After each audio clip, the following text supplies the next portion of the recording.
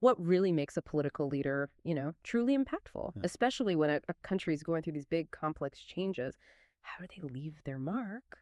The good parts, and yeah, the controversial ones too. Welcome to the deep dive. Today, we're really getting into the life and political career of P Sharma Oli. He's been such a central figure in Nepalese politics and often a source of real debate. We've taken a detailed biographical piece and sort of boiled it down to the key insights for you. Our goal here is to unpack it all: his early life, the big political moments, his achievements, and of course the criticisms he faced. We want to help you get a handle on the legacy of a leader who's, well, undeniably shaped modern Nepal. And understanding figures like him, it's really a shortcut to grasping a nation's path and, how power works. So let's dive in. Okay, so Khadga Prasad Sharma Oli, mostly known as P Sharma Ori, born February 23rd, 1952, that's Falgun 11, 2008 BS on the Nepali calendar in Ibo village, Tarapan district. His wife is Radhika Shakya, and our sources, they point to a pretty tough childhood. He lost his mother when he was very young, which sounds like it made for a difficult upbringing. He did get his formal education later in Iran. Yeah, and it's often those early experiences, especially the tough ones, that really uh, forge someone's political drive, isn't it? For Ollie, it seems those struggles pushed him towards activism pretty early on.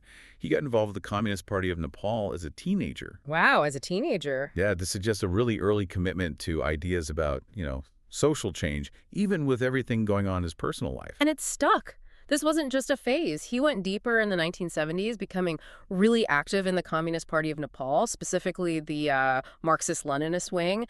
And for listeners, that particular faction, well, they were known for being more revolutionary, often working underground against the system back then. Right, it was a serious commitment. Definitely serious. And it came at a huge cost. 1973, that was a pivotal year. He was arrested, imprisoned for his role in the Japa movement, which was this radical communist uprising trying to overthrow the monarchy. And we're not talking a short stint here. He was in jail for 14 years. 14 years, just think about that.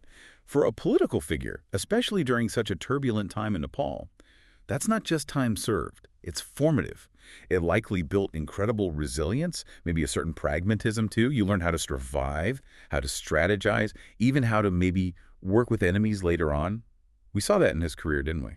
That adaptability, yeah, that makes sense. Because after he was released, he didn't back down. He jumped right back in, taking on important roles within the party. It shows that commitment you mentioned was really solidified during that time. Absolutely. It seems jail time only strengthened his resolve. So having passed that extreme test of commitment, Oli started climbing the ranks pretty quickly. He first became Home Minister in 2006, and then Prime Minister twice. First time was shorter, 2015 to 2016, about a year. The second term, though, that was from 2018 to 2021. And that one started with his Communist Party securing a pretty strong majority. That felt significant. Oh, definitely significant.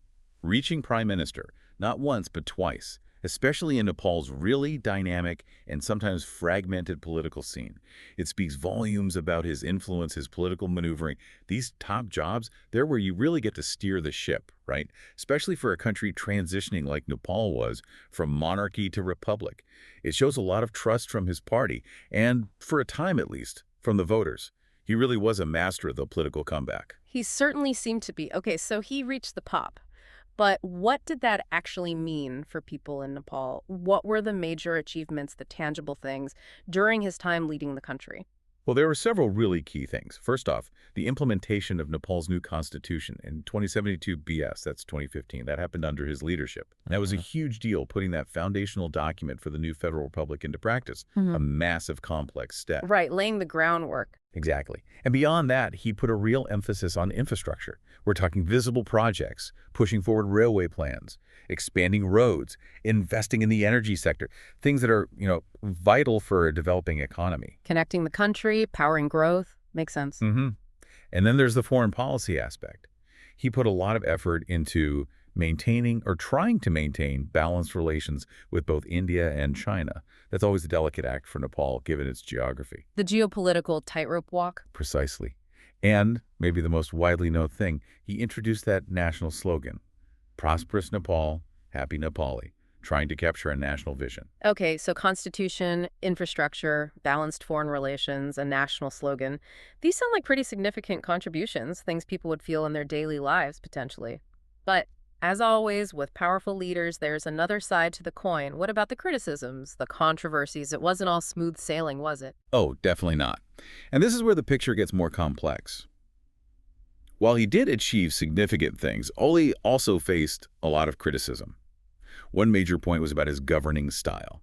Critics often accused him of having a single decision tendency, basically a very centralized approach, maybe not enough consultation. Sort of a my way or the highway approach. That was the accusation, Yeah. yes. And he was right in the middle of some major political storms. Remember the dissolution of parliament that caused huge turmoil, and the internal splits within his own party, too. He was central to those disputes. Plus, there were criticisms raised about press freedom and human rights issues during his tenure. So it really highlights this tension, doesn't it? You can have a leader pushing through big changes, achieving things, but their methods, their decisions, they might not sit well with everyone, leading to pushback and debate about their overall legacy. That single decision style you mentioned, I wonder, was that seen by supporters as necessary, to cut through red tape in a difficult political climate? Or did it backfire, maybe feeding into those party splits and controversies? That is the million-dollar question, isn't it? You could argue that strong, decisive leadership is sometimes needed, especially in developing nations, to overcome inertia and factional fighting, to get things done quickly. Right, to push things forward. But the flip side, as the critics would say, is that when that decisiveness feels like it ignores other voices or oversteps boundaries, it can actually create more instability. It can push allies away, unite the opposition, which arguably happened with the party divisions. Yeah. It's that classic trade-off, Yep. strength versus consensus. And Oli's career is a really vivid example of that struggle. So putting it all together, our deep dive paints P Sharma Oli as, well, a really firm leader. Clever, strategic, but also, undeniably controversial in Nepal's political story. Someone who clearly made contributions, the constitution, infrastructure, maybe boosting national self-respect, but also someone who stirred up significant opposition. Absolutely. And it leaves us with a thought, doesn't it? You look at his definite impact on Nepal's development path, and then you look at the constant controversies around how he led. What does his journey really tell us? What does it say about the trade-offs you face when trying to lead a developing nation toward prosperity? Can you be that kind of transformative force and keep everyone united? Or are deep divisions sometimes just, well, the cost of trying to make big changes happen fast? Something to definitely chew on after we finish up here.